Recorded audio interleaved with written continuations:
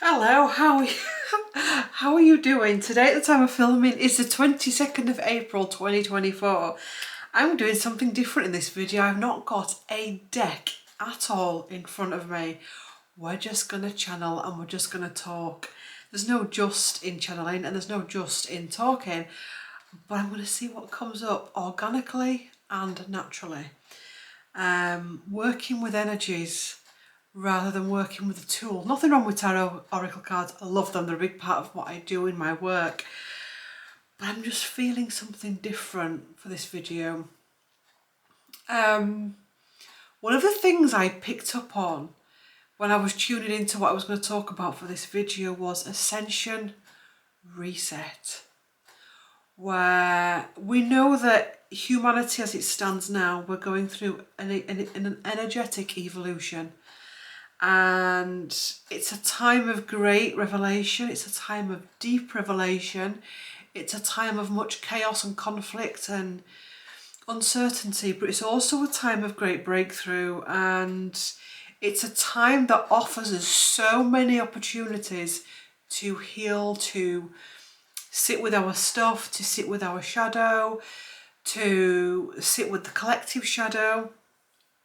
I'm finding that every day brings something so new to the table, energetic wise and happening wise as well. That it's in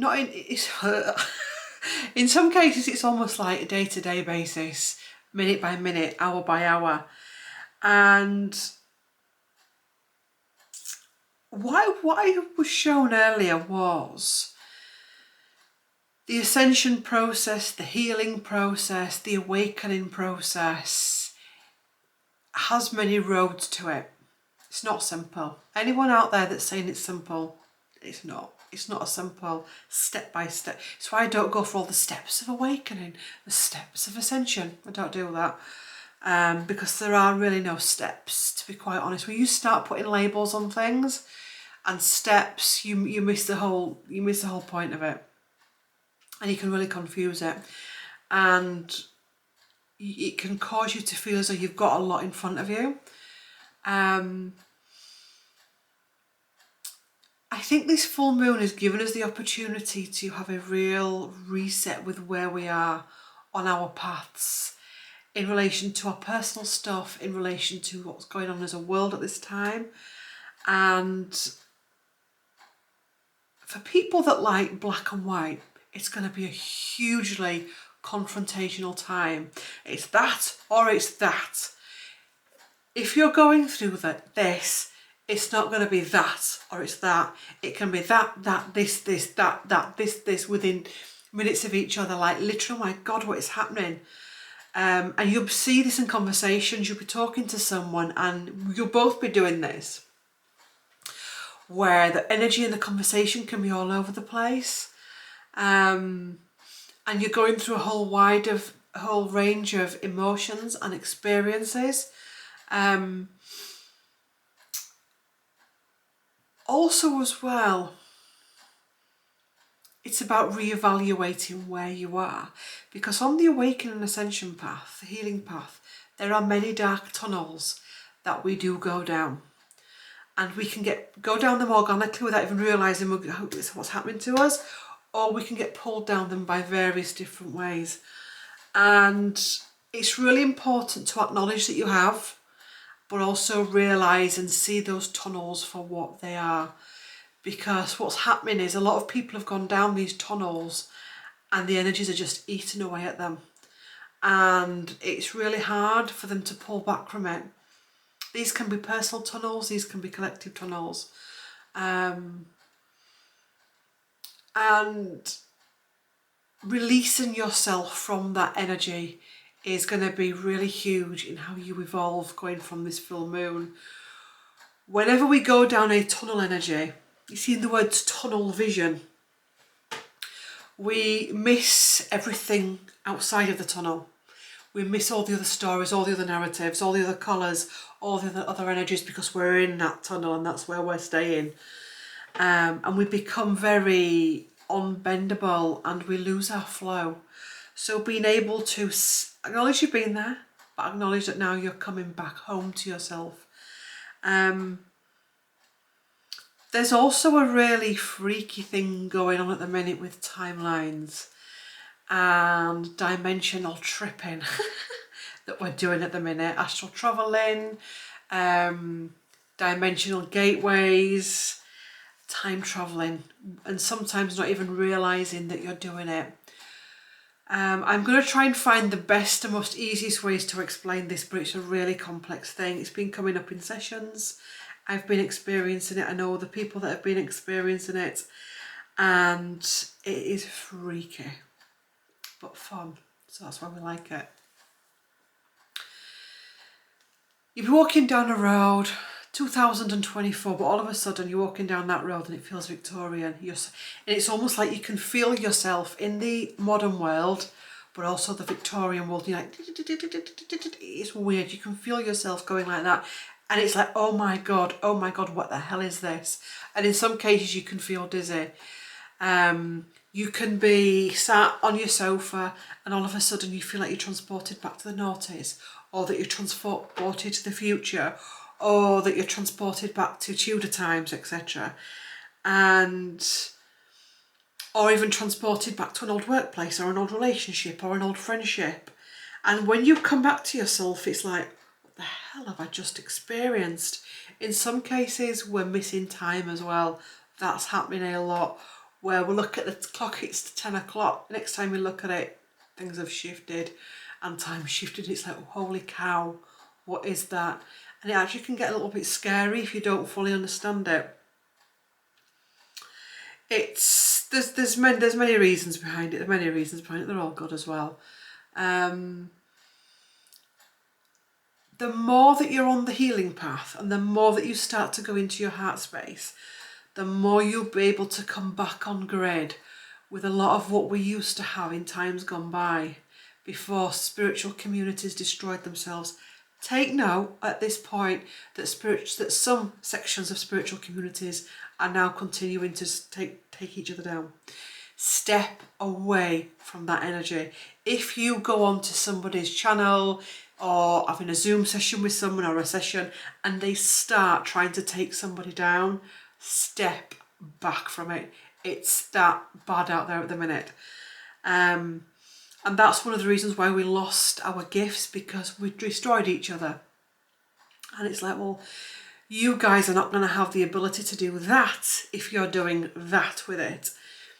This magic is starting to come on grid again. This being able to travel the dimensions, being able to astral travel, being able to time travel. And I'm also getting that many people are being given permission now to access other time zones that have been blocked to us. And rather than be walking down the street and smack bang you in the middle of Henry VIII's court and going, ah, like Outlander type stuff where it really freaks you out, it's happening energetically, okay? Where if it is too much for you, you can just say, oh, it was just daydreaming. So you're given the option where it's like a get out of jail free card, because in some cases, if you're not feeling well, if you're feeling anxious, that it can be really anxiety happening. Also as well, manifesting situations on people to a case where, now this is another freaky one, where say you could say to your friend at work, you sat at work and I don't know, there's somebody you've got your eye on, you've had a crush on them for ages, and you're sat in the staff room and you say to your friend, Barbara, I've got a story about Barbara, by the way, see if I remember to tell you it at the end of this video. So you say to your friend Barbara, God, I really fancy him, but this is a freaky one, but he doesn't really exist.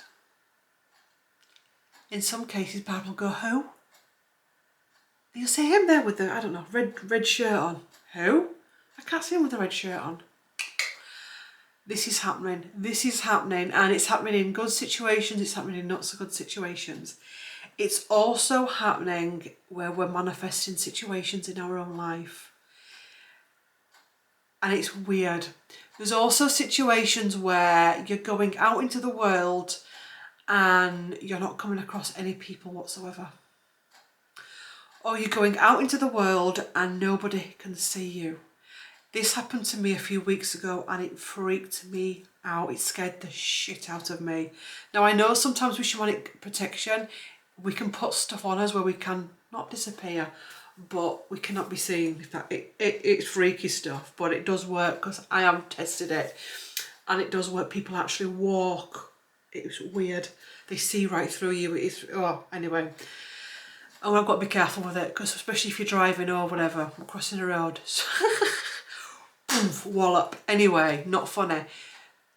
So I went into this, what was it, a service station on the way to Leeds a few weeks ago, and I got out the car and there was people there. And I was looking at people and literally it was like being a ghost. And it was quite a busy place. And it freaked me out because every single person I looked at looked straight through me.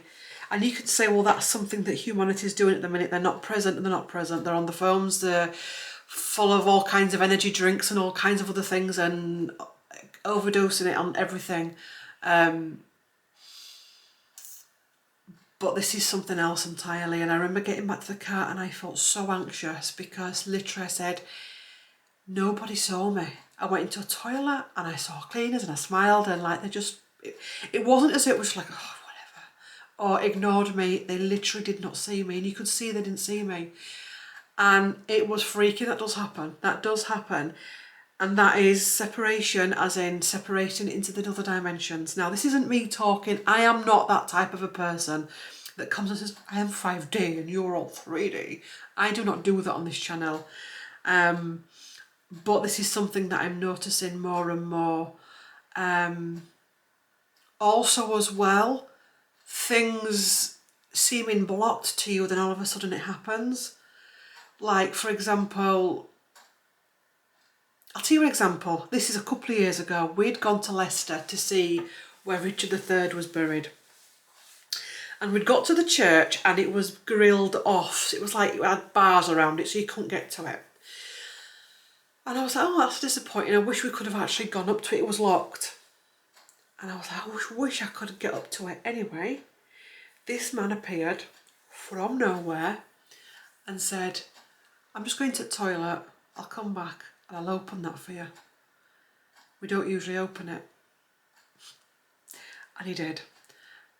And it was like, you know, like he turned around and said thanks and he'd gone. This is how freaky it's getting. There's all different kinds of stories about this type of stuff coming up. Also as well, your galactic helpers coming in. When you're with your galactic helpers, you can lose time. It's not freaky. Do not look at any of this as though it's scary. Being able to hear music, being able to hear voices, not in a scary, intrusive way. You'll go into the countryside, you'll be stood in a field, and next minute you're surrounded by battle. And you're like, holy cow, what the hell has just happened? Drink plenty of water, ground. Stay present with yourself as much as you can. If this is resonating with you, stay away as much as you can from the vitriol out there in society, from the separation energy. Fulfill yourself with as much light as you can, so that can be reading a lovely book, it can be watching something nice on telly. Watch out with telly because telly's freaky as anything at the minute. Nature, fresh air, sea, wind and water. And resting because it can be really exhausting. So this full moon feels like it's huge in so many ways. Also as well, going up to this full moon, it feels as though many moments of dark night of the soul have been happening to bring about a deeper peace and a deeper teaching and healing than ever before, where you're faced with so much insecurity and fear coming up, but somehow you're able to come back from it. Also as well at this time, you're going to be seeing great light in people, but also great darkness. And you may find yourself coming under energy attack. You may find yourself triggering the shit out of people. You may find yourself getting excluded from certain groups of people or certain people in your life. You may be getting bullied as well, etc, etc, etc. Again, it's to do with the dimensional shifts that are going on at this time and the new frequency. You may also be able to start seeing beyond the goodies and the baddies on the world stage. You may be done with all the rabbit hole dropping that we've been doing. Rabbit hole dropping? You see what I said there? Rabbit hole drops shit. With all the rabbit hole diving that we've been doing, because we've all been down them rabbit holes, come on. But actually you start to realise that that is also a form of manipulation and darkness. And you start to come back up and you start to readjust and realign and see the higher possibilities with humanity. And you're able to see the higher possibilities with all people on the world, on the world stage at this time. And take it, accept it and take it. Being mindful of your place in the world as well, and respecting your place in the world, respecting your courage in the world, respecting your voice in the world, being aware of what we bring to the table when we're having a shadow moment, when we're having a great moment, we're bringing happiness to the table, when we're having a toxic moment. Realising that you do have a part to play in this, wherever you are on your age range, on your career range, but knowing that you have a part to play. And also coming back on grid with your creation. Every day is a creation. We're creating something every day, whether it's drama, vitriol, light, dark, happiness, sadness. We are creating all the time. We are manifestors. Starting to tune into this and really alchemize it and flip it. I've said to a lot of the shamanic clients that a lot of soul contracts that we had are now getting ripped up because we've cleared them. A lot of karmic lessons, we're going through them a lot quicker, and we're not having as many. How can you tell if you're coming to an end? Not an end, because there's always going to be something to learn. But if you've not got as much karmic debt, life feels good. Life feels good, even when stuff's going wrong. You're able to move through things quicker. You're able to move through things in a more spiritually minded place. What is this teaching me? Rather than going for the drink, the fag, the rage. You're able to, and if you do find yourself flipping into that, you're able to pull yourself back really quickly. You're able to see the good in all people. You're able to see the light in all people in all situations. You're able to see the higher teaching in all situations. You're able to count your blessings. You're able to see the gifts you've got. You're able to create. So those are the kinds of things you're looking for that will let you know that you're on your game. And again, if you're watching this and thinking, well, that doesn't sound like where I am, what can I do? It's not a moment to bash yourself. Stop bashing yourselves. Stop pressurising yourselves. It's the little things, the basic things. It's just sitting there in the middle of chaos and thinking, at least I've got air in my lungs. At least I've got a tap with water. At least I've got food. At least I've got this. At least I've got that. And trying to retrain yourself. It's also a time of deep exhaustion at the minute. Lots of things going on in sleep. Lots of things with solar flares, the Schumann resonance, geomagnetic storms. The astrology is, at the minute, we've just come through an eclipse and there's all kinds of things. We've had Mercury retrograde, there's all kinds of things going on with the astrology. There's all kinds of historical things clearing as well at this time. Parts of history coming back up to be reevaluated, rehealed, reassessed. Being able to connect more and more with other vibrations and other dimensions as well. I think it was Delors Cannon that said in one of her books that, you know, this process has to be a steady process, because there's only so much energy your body can take, and we're taught that in shamanism as well. There's only so much healing one person can take in a session, because it can fry you. Too much energy can overwhelm you. So taking all of this at a steady, grounded, sensible rate, not trying to push yourself too much where you burn out. Being mindful of the areas of your life that do need attention: career, relationship, friendships, sex life, financial life, your relationship with your children, etc. Your relationship with yourself, your relationship with society. Trying your best to focus on that rather than the latest intel, rather than who's going to win the election, rather than when's Harry and Meghan going to divorce, rather than when we're going to see Kate again, rather than etc, etc, etc. Because we can all be guilty of that, but whilst we're doing that, we're not doing this. We need to come back and start doing this.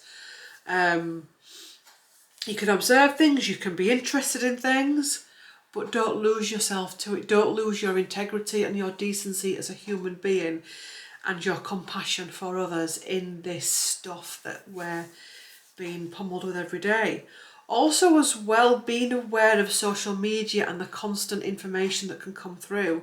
Our grandparents and parents and great-grandparents had very little news sources and very little connection with the outside world, but they were probably closer to their neighbours. We, because of these things, have a lot more access to all kinds of stuff.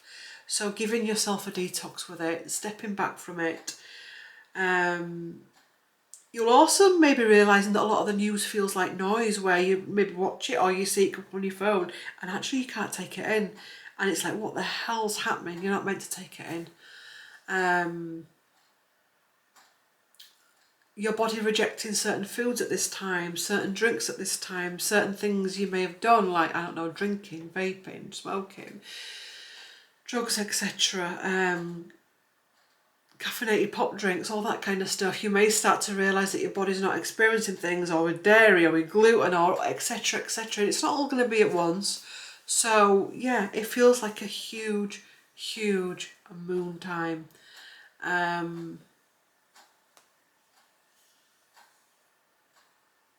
Going out into the world as well and thinking, I don't feel part of this world anymore. It's a strange one to be able to, I'm trying to think of ways to describe it that don't sound trippy.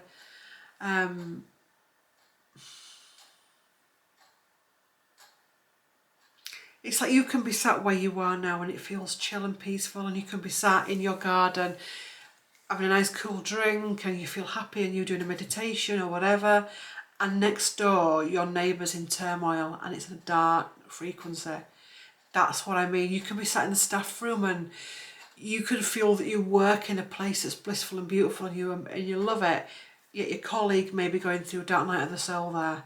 Same workspace, different dimensions, different frequencies. When I say that, I don't mean to say that the person that's going through it is in a lower, darker frequency.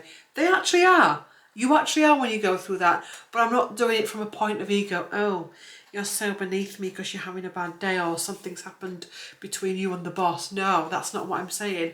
What I'm saying is it's becoming more and more prominent.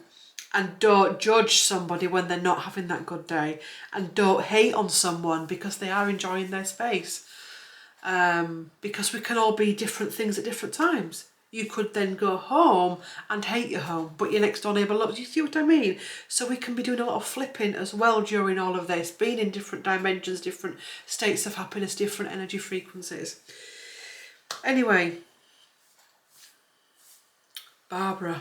You know, I did the raw readings and I kept getting hijacked by the name Barbara. And I did it as a joke and then it just went on. Gary was talking to our neighbour over the back and they were talking about the fences, and she made it clear that she'd had the fences paid for. Or she paid for everyone's fences. I don't know why you do that, but anyway, she did. And it was before we moved in. We bought this house off a developer. And she said, oh, when I had these fences built, she said, I had to come round and ask Barbara about it. And I'm not listening. I was like, what? And afterwards I thought, I can't ask Gary that in front of her. And I went, did I get that right? Did she say that somebody called Barbara lived here? And Barbara lived here. She did. He said, yes, Barbara lived here. And she's dead. She died. And then I think her husband died. Well, yeah, he did die. And then obviously the house became empty during COVID and it was bought by a developer that came in and gutted it. And I was like, how freaky is that? So people ask me, who's Barbara? I actually wonder if it's because I do feel them. It's not intrusive, it's not spooky, it's not anything bad, but you do. In here, I will be in that living room and I'll say to Gary, have you got Last of the Summer Wine on in the living room? And he'll go, no. Or are you watching Corrie? No. You can sometimes, I can get a crossover in here where I can sense them at a different time zone, but it's friendly, it's not sinister. But anyway, that's who Barbara is. I wonder if Barbara was a royalist and she's loved them raw readers and that's why she hijacked them. Anyway, thanks for watching. Like, comment, subscribe. If you got to end this video and you want to leave a comment but not sure what to put, leave me some sweetie emojis. Thanks for watching. Like, comment, subscribe, and I will see you in the next one. Bye for now.